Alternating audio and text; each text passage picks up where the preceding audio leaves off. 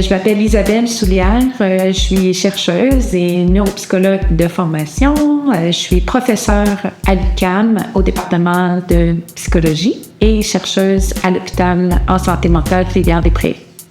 Le projet dont je vais vous parler, c'est le projet Une autre intelligence, où on suit une cohorte d'enfants autistes à partir du moment du diagnostic à l'âge préscolaire, entre 2 à 5 ans, pendant quelques années pour suivre leur développement.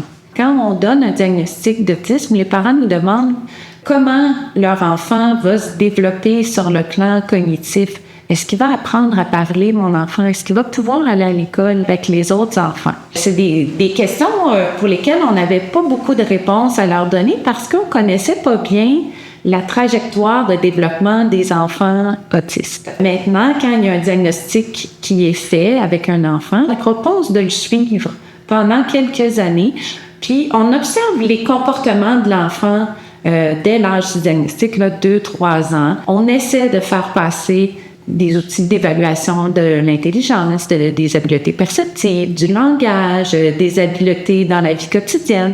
Puis on refait ça chaque année jusqu'à temps que l'enfant soit à l'école. Puis ça nous permet de voir les trajectoires de développement qui caractérisent les enfants autistes.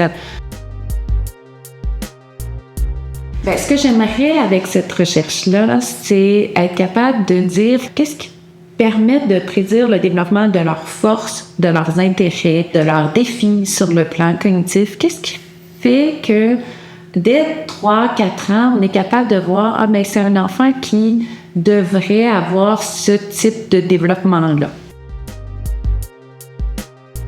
Les premières conclusions qu'on a pu tirer sur le projet, tout d'abord, les profils cognitifs qu'on observe chez les enfants plus vieux, avec des forces sur le plan perceptif, puis du raisonnement à partir d'un matériel perceptif. Ces forces-là se retrouvent dès le plus jeune âge chez les enfants autistes. Donc, on voit qu'il y a vraiment une trajectoire qui se met en place.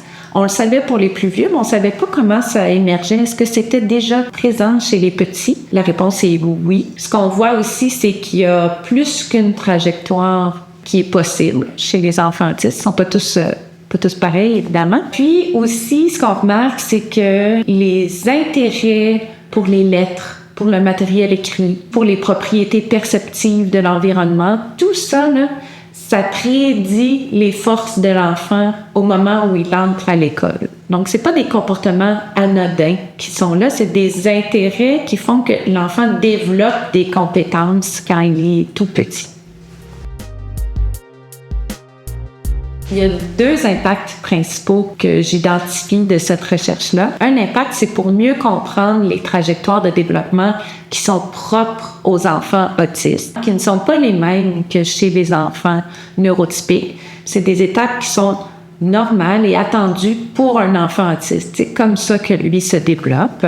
Un deuxième impact de cette recherche-là, c'est de mieux comprendre avec quels outils on peut essayer d'évaluer ou d'apprécier le développement des enfants autistes en bas âge. Tous les enfants, en général, en bas âge, l'évaluation est plus compliquée du point de vue du psychologue qui essaie de l'évaluer. Chez les enfants autistes, il y a des défis de communication qui s'ajoutent. L'enfant ne comprend pas nécessairement qu'est-ce qu'on attend de lui, ne comprend pas qu'il est dans une situation d'évaluation. Pourquoi on fait ça? On a trouvé des outils qui fonctionnent mieux avec eux, des outils qui nous permettent d'aller chercher les compétences de l'enfant. On en a comparé plusieurs, puis on a des pistes à donner à nos collègues psychologues qui les évaluent.